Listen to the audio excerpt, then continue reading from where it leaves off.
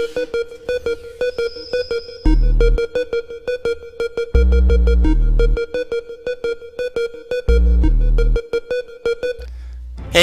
what is up, guys? It's your boy Kingdom Soldier, and I'm back again with another gameplay slash commentary.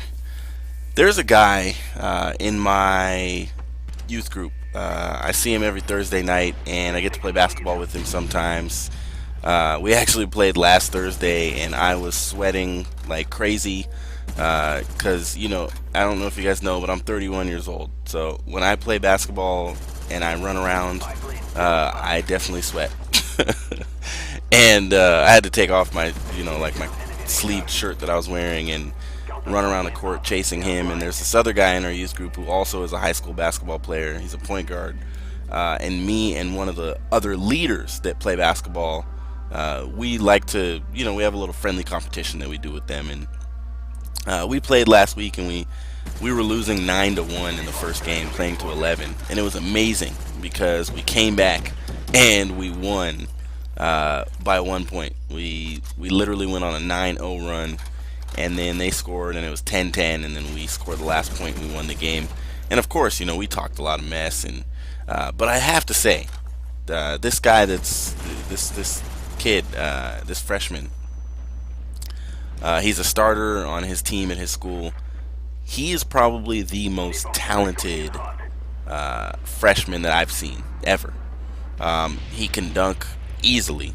He gets up really, really easily. And he can shoot. He can drive. He's got great dribbles. I think he's probably like 6'2", maybe, as a freshman. So he's still got some room to grow. And he averaged, I think, last year like 17 points. As a freshman playing varsity, to average 17 points is pretty ridiculous.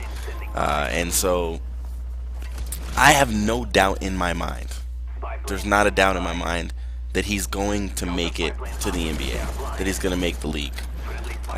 But there's also there's no bone in my body that would ever tell him to stop focusing on his studies and to stop asking him questions about what kind of a career he wants outside of the league, what he wants to focus on when he goes to college.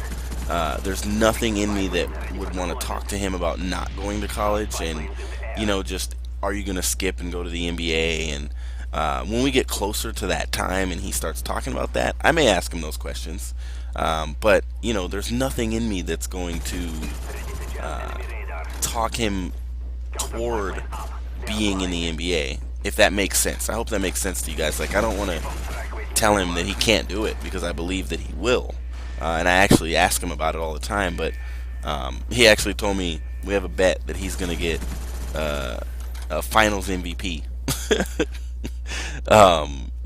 And I don't remember what the bet was. I think if I lose, I have to give him $5. But if he loses, he has to give me $500,000. Because if he makes it in the NBA, he'll be able to afford that. So it'll be pretty cool. But I'll have to wait till he retires and doesn't have an MVP in order to get my money. So that's my secret retirement plan. Don't tell anybody.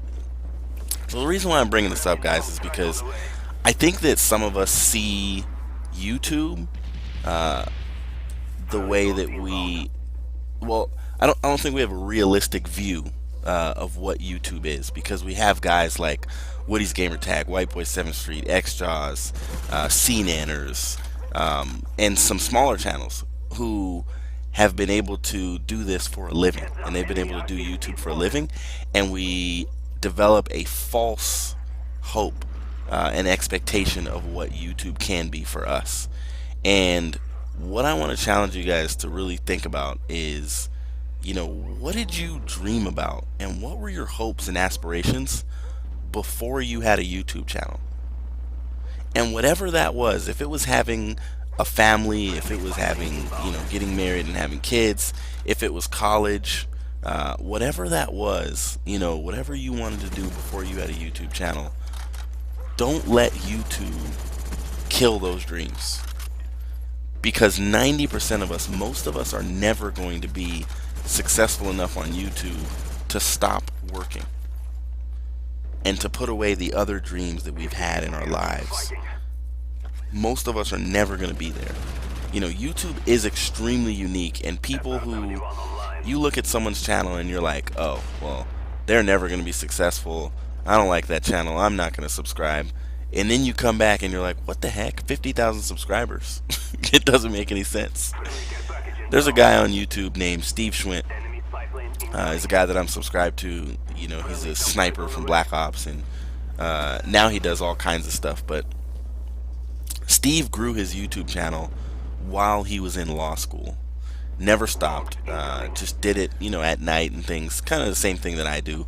And sorry for going 4 days without uploading anything, but you know, I was tired. I had to work. We just launched a new promotion at work, and so I've been very busy. And I've hired 3 people in the last month. But Steve Schwint finished law school, and when he was done with law school, he decided that his YouTube channel was what he was going to do because he had enough subs. But if anything ever happens to his YouTube channel, if YouTube becomes obsolete, Steve will just pass the bar and go get a job. Something to think about. This is Kingdom Soldier, and I'll see you guys in the next video. Peace.